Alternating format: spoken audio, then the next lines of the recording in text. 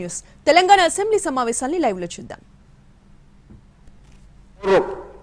1970 పూర్వం రిజిస్టర్ కాని వాళ్ళు గిరిజనేతలు రైతులైనా సరే వాళ్ళ సాదా బైనామాలను అంగీకరించవలసిందిగా నేను మిమ్మల్ని కోరుతున్నాను.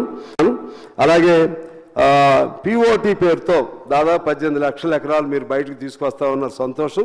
అందులో భాగంగా మన పాల్వంచలో 999-817-727-444-445 వీటి కింద కొన్ని వేల ఎకరాలు, దాదాపు 1000 ఎకరాలు ఈ 10 ఏళ్ల నుంచి రిజిస్ట్రేషన్ లేకుండా ఆ ఊరంతా కూడా నాశనమైంది. మీరు కూడా హామీ ఇచ్చారు ఆ రోజు, దాన్ని కూడా మీరు బయటకు తీసుకురావాలని చెప్పి నేను మిమ్మల్ని కోరుతున్నాను అధ్యక్ష.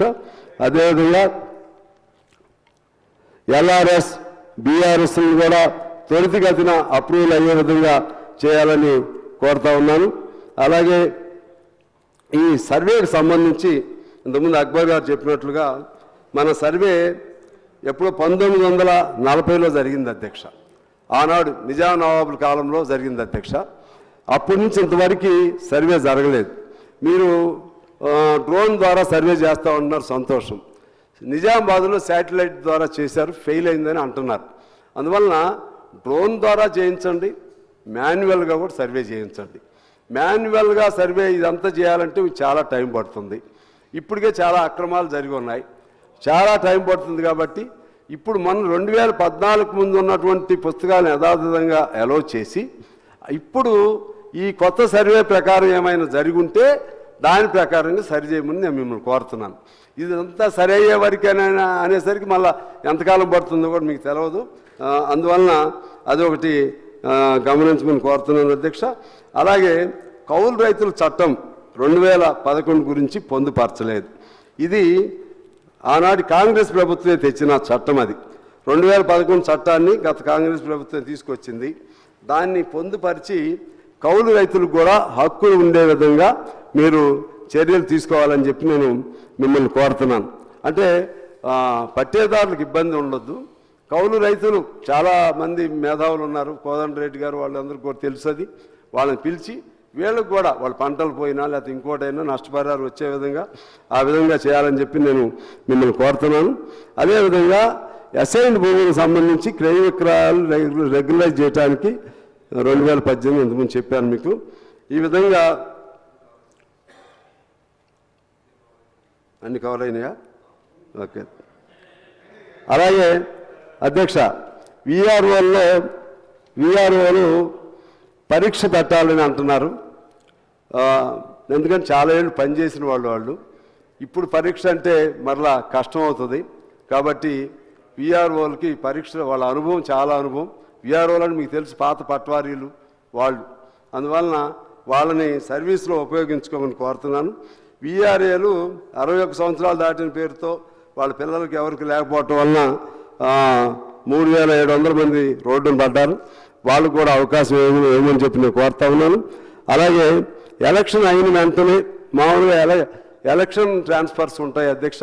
మీకు కూడా మీ దృష్టికి కూడా తీసుకొచ్చామన్నారు.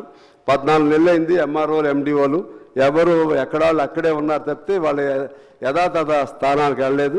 అదొకటి చూడవలసింది కోరుతున్నాం.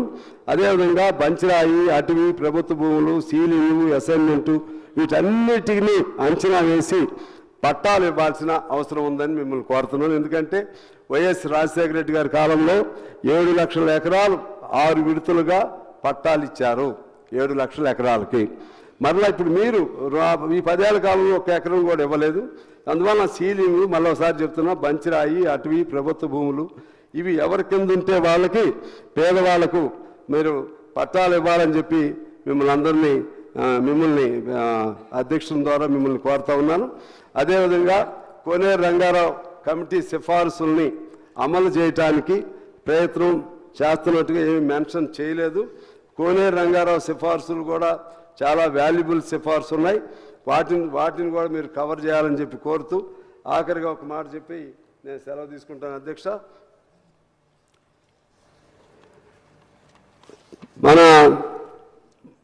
మన జిల్లాలో, మన ఉమ్మడి జిల్లాలో సార్ మీ ద్వారా మా మంత్రి గారికి చెప్తున్నా, 5 గ్రామాలు, ఇప్పుడు ఆ 7 మండలాన్ని వెనక్కి తీసుకురాలేరు ఎట్లయినా.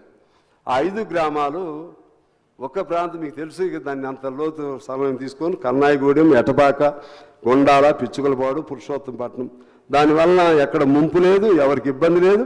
కాకపోతే ఒకచోటే ఉండి వేరు రాష్ట్రంలాగా అయిపోయింది. ఒక దారి వస్తుంది దానివల్ల. ఒక మండలం నుంచి మళ్ళీ ఇంకో తెలంగాణలోని మండలానికి వెళ్ళాలంటే ఈ 5 గ్రామాలు ఆంధ్ర గ్రామాల మధ్యలో అడ్డు వచ్చినాయి. మీరు మన ముఖ్యమంత్రి గారిని కోరుతున్నాను, ఆ ముఖ్యమంత్రి గారితో మీరు మాట్లాడి దాన్ని ఎలా పద్ధతుల్లో దాన్ని సెటిల్ చేయవలసిందిగా నేను కోరుతున్నాను. ఖచ్చితంగా